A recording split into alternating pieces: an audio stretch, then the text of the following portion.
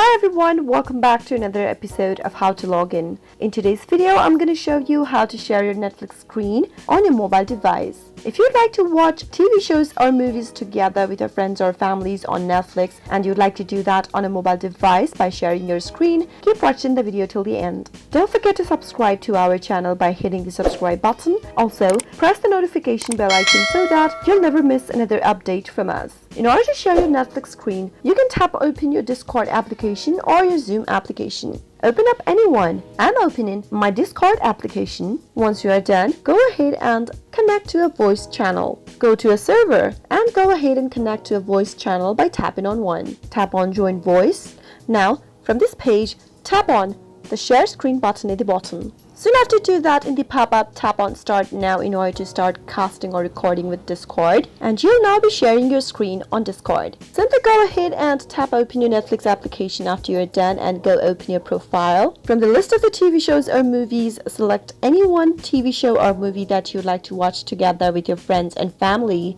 and tap it on. And soon after you do that, you'll be able to share your screen on Netflix. That is how you'll be able to share your screen on Netflix on your mobile device. I hope you found the video to be helpful.